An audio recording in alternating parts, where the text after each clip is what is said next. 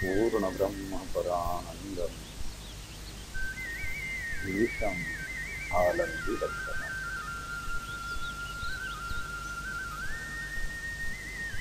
श्री संत ज्ञानेश्वर महाराजांची वाङ्मयी मूर्ती श्री हरिपाठ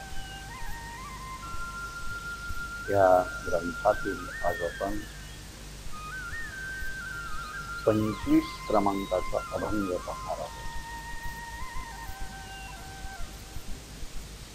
ह्या अभंगातील अर्थ परिचय होण्याच्या दृष्टीने सर्वप्रथम शब्द परिचय ज्याने होईल ते उच्चारण सर्वप्रथम करूया। अक्षरांकडे पहा, शब्दांकडे पहा, उच्चारण जाणीव नेणीव भगवंती नाही, हरी उच्चारणी पाही मोक्ष सुद्धा। नारायण हरी चार नामाचा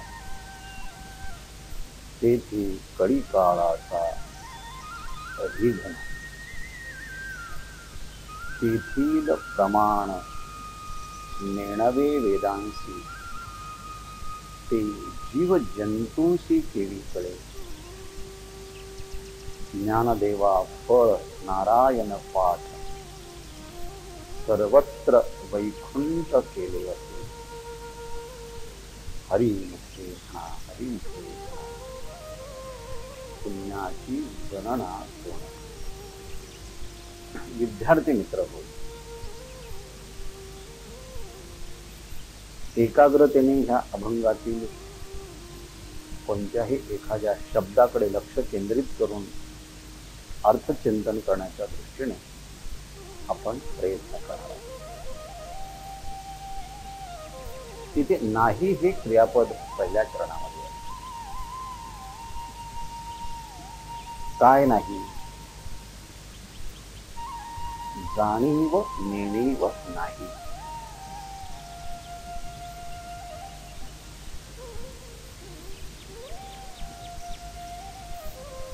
भगवंती जाणीव नाही, भगवंती नेणीव नाही।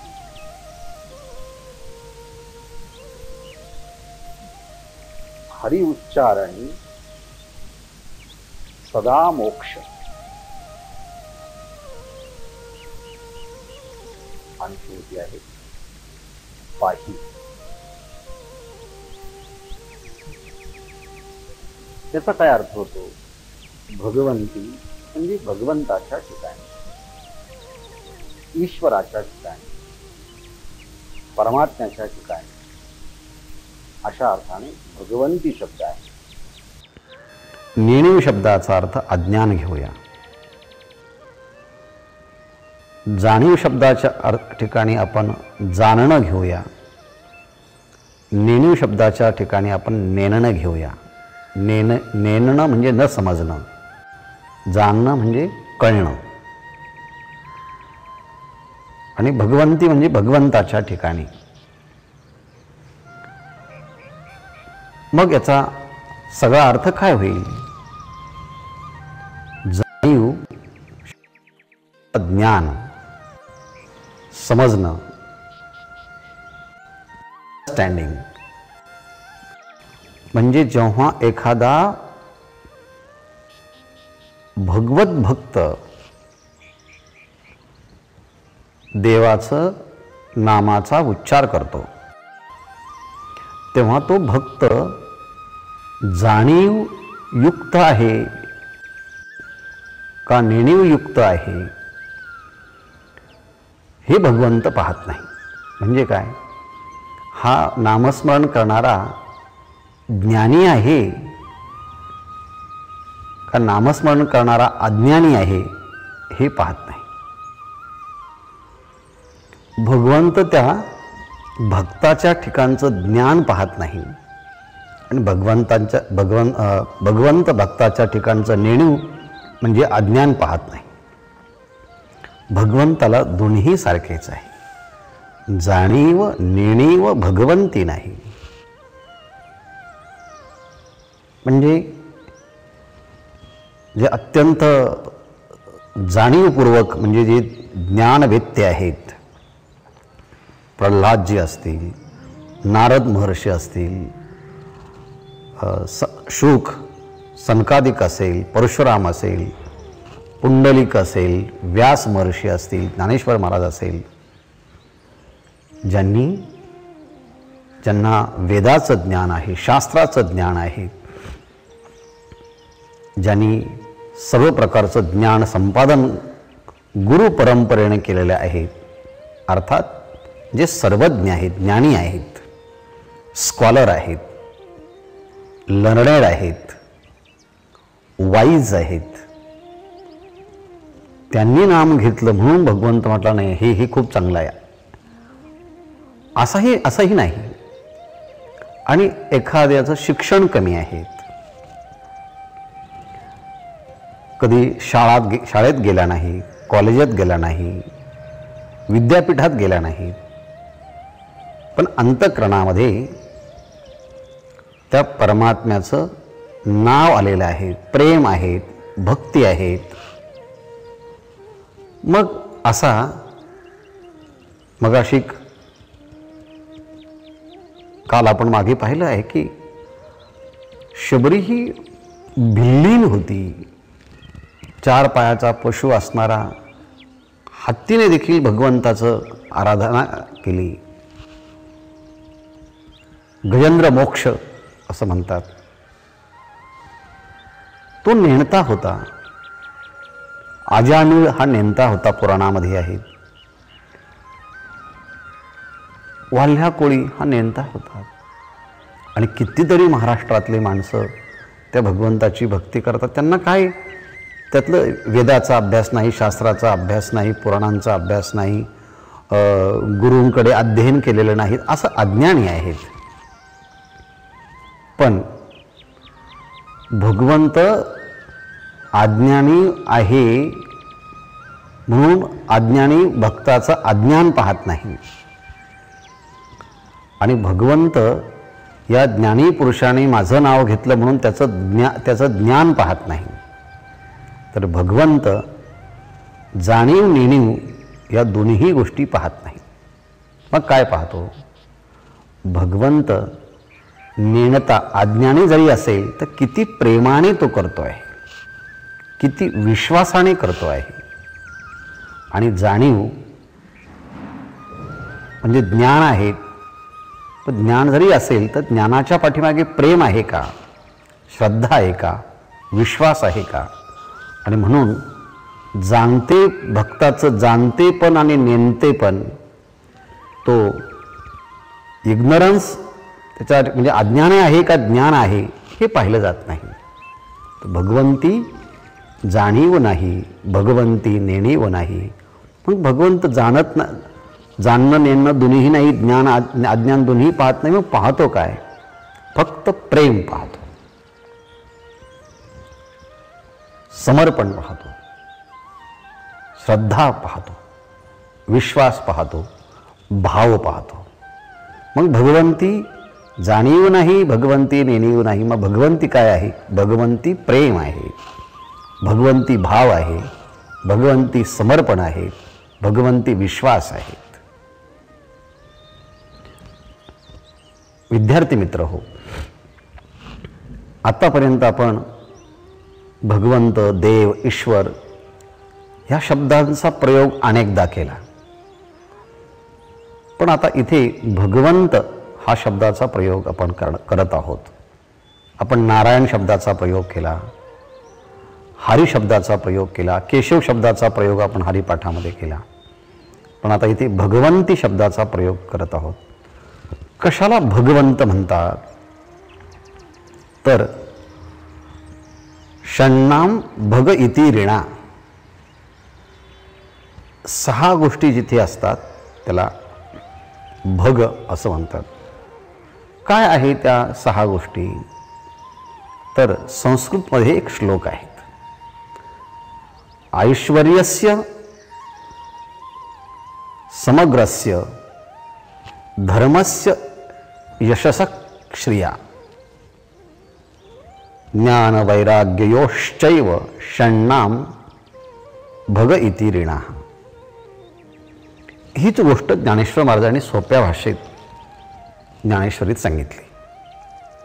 ऐका, यश श्री औदार्य ज्ञान वैराग्य ऐश्वर्य हे सहायी गुणवर्य वसती जेथ म्हणून तो भगवंत.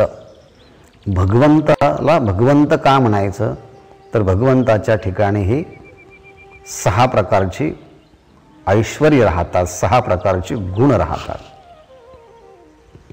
आणि जो कोणी त्या भगवंताचं नामचिंतन करतो, जो कोणी त्या भगवंताची भक्ती करतो, भाव समर्पण करतो, भगवंत आपल्या ठिकाणी असणारे हे सगळेची सगळे गुण त्या भक्तांना समर्पित करतो.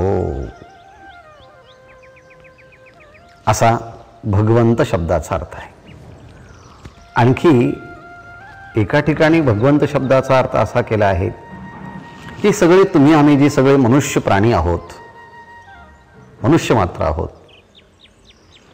त्या मनुष्य मात्रांचा विचार करत असताना या सृष्टीची उत्पत्ती, या सृष्टीचा नाश किंवा या प्राणीमात्रांची उत्पत्ती, प्राणीमात्रांचा नाश, या प्राणीमात्रांची गती अगती, त्यांच्या ठिकाणी असणारी विद्या ज्ञान अविद्या किंवा अज्ञान, म्हणजेच प्राणीमात्रांचं ज्ञान अज्ञान गती अगती उत्पत्ती आणि विनाश, या सगळ्या गोष्टी ज्यांना समजतात त्यांना सहवाच्यो भगवान इति, त्याला भगवान असं म्हणतात. प्लस उत्पत्तींच विनाशांच भूतानाम अगतिम गतिम वेत्तिम वेद्यामवेद्यांच सवाच्यो भगवान इति. म्हणजे ज्या परमात्म्याला सगळं समजतं, तुमची आमची उत्पत्ती, तुमचा आमचा नाश, कोणती गती कोणती अगती, कसं ज्ञान विद्या अविद्या ज्ञान अज्ञान, ह्या सगळ्या गोष्टी ज्याला कळतात तो भगवंत. असं भगवंताचं डेफिनेशन देणारे अनेक श्लोक अनेक अशा ओव्या आहेत. तर सर्वप्रथम आपण थोडक्यामध्ये ह्या 6 गोष्टी कोणत्या आहेत ते आपण पाहूया. त्यात पहिली आहे यश. भगवंताच्या ठिकाणी यश हे नैसर्गिकरित्या राहत आहे. म्हणजे भगवंताने जेवढे अवतार घेतले तेवढ्या अवतार कार्यामध्ये भगवंत कायम यशस्वी झाले आहेत. म्हणून जो कोणी त्या भगवंताचा भक्त बनतो, भगवंत त्यालाही सक्सेस देत असतो, यश देत असतो. श्री म्हणजे लक्ष्मी, श्री म्हणजे ज्ञान, पण इथे ज्ञान नंतर आहेत, पण इथे श्री म्हणजे लक्ष्मी असं घेऊया. म्हणजे प्रॉस्पेरिटी, सुबत्ता, सगळ्या गोष्टीची उपलब्धता. कारण श्री ही लक्ष्मी भगवंताच्या जवळ कायम राहते. श्रीकृष्ण जेथ तेथ लक्ष्मी असं ज्ञानेश्वर महाराजांनी श्रीकृष्ण राहो जेथ तेथ लक्ष्मी असं म्हटलं आहे. म्हणजे परमात्म्याच्या ठिकाणी लक्ष्मीचा हा अखंड वास असतो. लक्ष्मी स्थिरावली मुकुंदी जाई, म्हणून परमात्म्याच्या ठिकाणी ही लक्ष्मी असते. याचा अर्थ असाही आहे, आपण जर त्या परमात्म्याची भक्ती केली, परमात्मा आपल्याला यश देतो, श्री देतो. म्हणून यश श्री औदार्य. औदार्य शब्दाचा अर्थ आहे जनरॉसिटी, दातृत्व, उदारत्व. भगवंताला श्रीकृष्णाला मारण्याकरता आलेल्या पुतनेला सुद्धा भगवंताने आपल्या शत्रूंना सुद्धा सायुज्य मोक्ष दिला.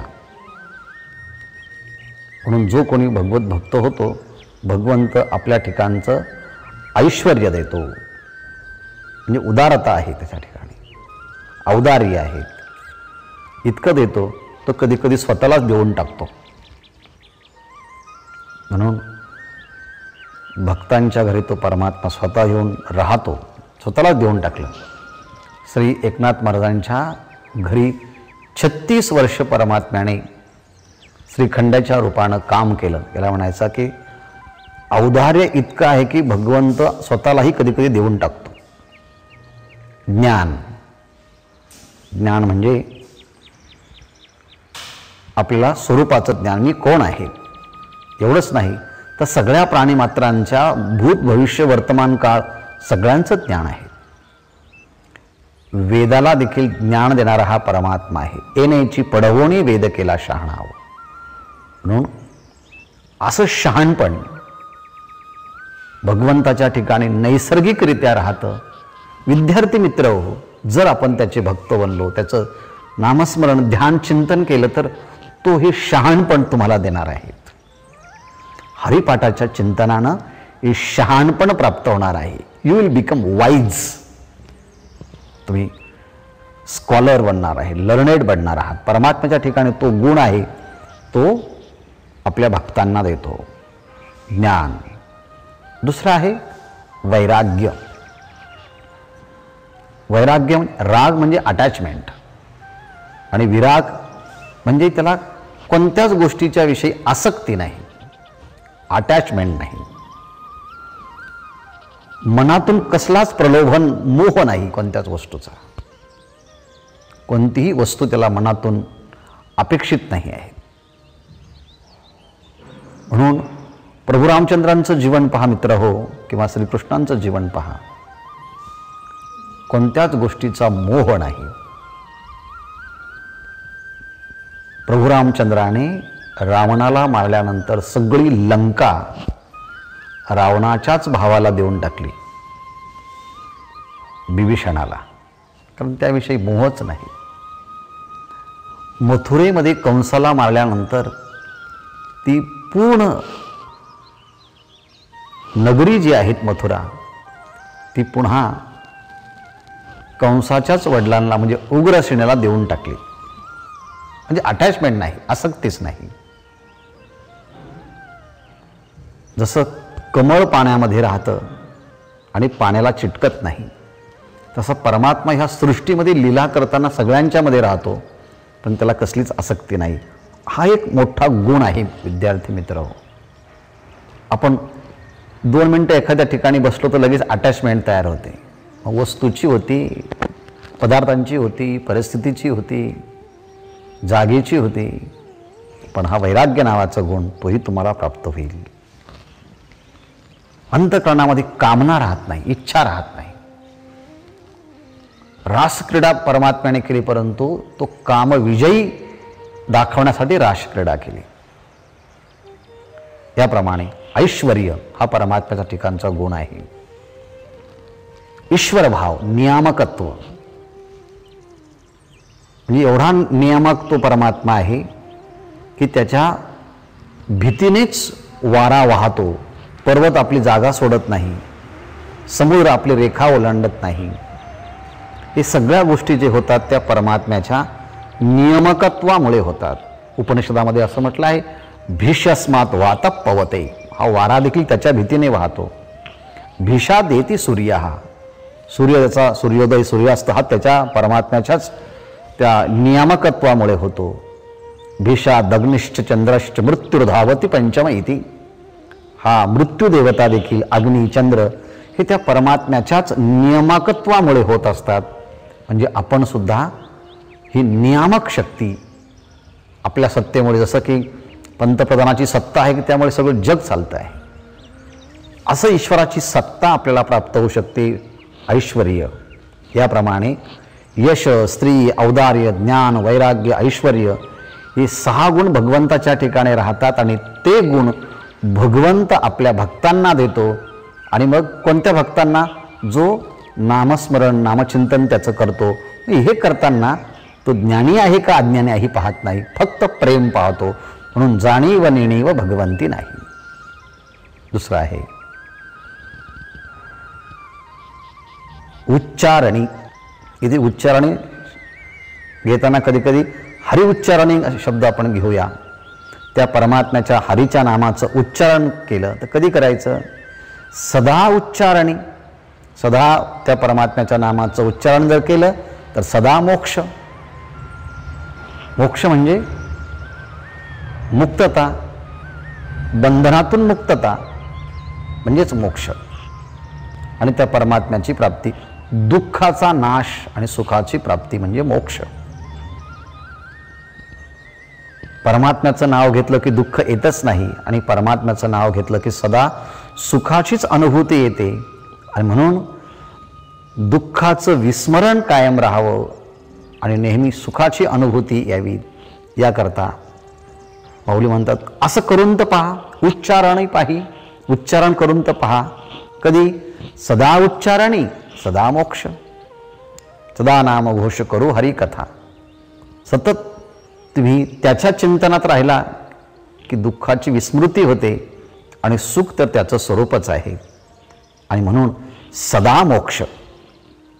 आता बघा ज्ञानेश्वर महाराजांनी मोक्षाची भूमिका वाढवत वाढवत नेली आहे. पहा, पहिल्या चरणामध्ये प्रयत्न सांगितला, तेने मुक्तिचारी साधियेल्या. मध्ये भुक्ती मुक्तिचारी घरी त्याच्या. आणि आता सांगितलं सदा मोक्ष. त्याला सदा मोक्षच आहे, तो मोक्षामध्येच राहतो, मुक्तीमध्येच राहतो. म्हणजेच दुःख संबंध रहित परमसुखाची अनुभूती त्याला हरीच्या उच्चारणामध्ये येते. म्हणून ज्ञानेश्वर महाराजांनी सांगितलं ना की हरीचे चिंतन सर्व काळ, ज्ञानदेवी रम्य रमले समाधान, हरीचे चिंतन सर्व काळ. तसं सदा हरीच्या उच्चारणामध्ये सदा परमात्म्याची अनुभूती, सदा मोक्ष आहेत. नारायण हरी उच्चार नामाचा, तेथे कळीकाळाचा रेग नाही. हे दुसरं चरण आहे. विद्यार्थी मित्र हो, पहा इथे नामाचा उच्चार असा शब्द आहे. मग शब्द कसा घ्यायचा मागचा?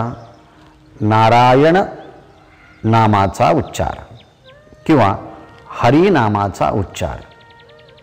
पण खालच्या चरणामध्ये तेथे आहे म्हणून आपल्याला अध्यारूतपणे ह्या चरणाचा अर्थ करताना जेथे शब्द घ्यावा लागेल. जेथे हरिनामाचा उच्चार, जेथे नारायण नामाचा उच्चार, तेथे कळीकाळाचा रिघ नाही. येथे रिघ शब्दाचा अर्थ होतो प्रवेश. तेथे कळीकाळाचा रिघ नाही म्हणजे तेथे कळीकाळाचा प्रवेश नाही. कळीकाळ शब्दाचे दोन अर्थ होतात. कळीकाळ शब्दाचा अर्थ होतो मृत्यूदेवता, यमराज. आणि दुसरा आहे कळीकाळ शब्दाचा अर्थ होतो कलियुगातला काळ. कृतयुग, त्रेतायुग, द्वापारयुग आणि कलियुग असे 4 युग मानले जातात. त्यात सगळ्यात कमी वर्ष जे आहेत ते कलियुगाला आहे. आणि मग वाढत वाढत वाढत बाकीच्या युगांची संख्या वाढत जाते. याप्रमाणे कृत, त्रेत, द्वापर आणि कली हा कली आहे, कलियुग आहे. आणि प्रत्येक काळाचं वेगवेगळं वैशिष्ट्य सांगितले आहे की कृतयुगामध्ये लोक कसे असतील, त्यांची मनोवृत्ती कशी असेल, विचारधारणा कशी असतील, त्यांची भावना कशी असेल. तसं या कलियुगाच्या मधला विचार करत असताना या कलियुगामधल्या लोकांच्या मनातला, बुद्धीतला विचार कसा असेल, या कलियुगामध्ये लोकांच्या मनातली भावनेची पद्धत कशी असेल, त्यांच्या चिंतनाची पद्धत कशी असेल, त्यांची कृती कशी असेल, त्यांचा संपूर्ण शरीरातला दैनंदिन व्यवहार कसा असेल, कसा असेल सांगा बरं, कसा असेल?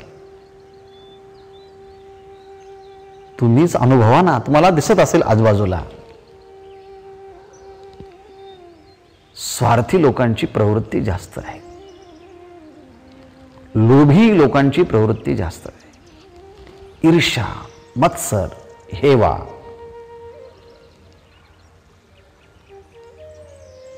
एक्सप्लॉयटेशन, शोषण करण्याची पद्धत आहे सगळीकडे. एकमेकांच्या वरती विश्वास नाही, प्रेम नाही, समर्पण भाव नाही, आयुष्य कमी आहेत, व्यसनी लोक जास्त आहेत, दोषयुक्त असणारा हा कलीचा काळ आहे. याला म्हणायचं कळीकाळ. पण अशा कळीचा दूषित काळ जरी असला, पण ज्याच्या अंतःकरणामध्ये त्या हरीच्या नामाचा उच्चार बुद्धीने, मनाने, चित्ताने, मुखाने असेल, तर ह्या दूषित कळी काळाचा प्रभाव होत नाही. कारण नाम हे कलिदोष निर्मूलन करणार आहेत. कलिकाळातल्या दोषांचं निर्मूलन करणार असल्यामुळे कळीकाळ, तेथे कळीकाळ रिग नाही, म्हणजे तेथे दूषित असणाऱ्या कळीकाळाचा प्रभाव होत नाही. कुठे? जेथे हरिनामाचा उच्चार, जेथे नारायण नामाचा उच्चार, तेथे कळीकाळाचा रिग नाही, प्रवेश नाही. एवढं मोठं त्या हरीच्या नामाचं सामर्थ्य आहे का? आणि खरंच आहे का? असा प्रश्न निर्माण होईल. ज्ञानेश्वर महाराज सांगतात, त्यांनी ही गोष्ट एकदा मागे पण सांगितली आहे.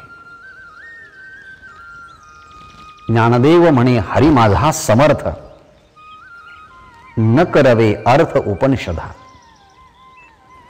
माझा हरी इतका सामर्थ्य संपन्न आहे की त्याचा महिमा मोठेपणा कळणं उपनिषदांना देखील दुरापास्त आहे. तीच गोष्ट इथे सांगतात, तेथील प्रमाण नेणवे वेदांसी.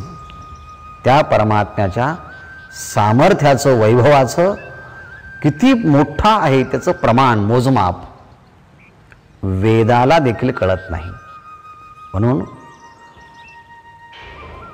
वेदांसी नेणवे, ऋग्वेद, यजुर्वेद, सामवेद, अथर्ववेद या 4 वेदांना सुद्धा परमात्म्याचं सामर्थ्याचा, त्याचा यशाचा, औदार्याचा, ज्ञानाचा, वैराग्याचा, ऐश्वर्याची गुण सांगितले आहे. ही 6च नाही गुण बरं का, भगवंताचं नावही अनंत आणि भगवंताचे गुणही अनंत. अनंत गुणनिधान असणारा हा परमात्मा आहे. त्याचा महिमा मोठेपण पूर्णपणे वेदाला कळत नाही. कळत नाही असं नाही, पूर्णपणे कळत नाही. म्हणून वेदांसी प्रमाण नेणवे. काय प्रमाण?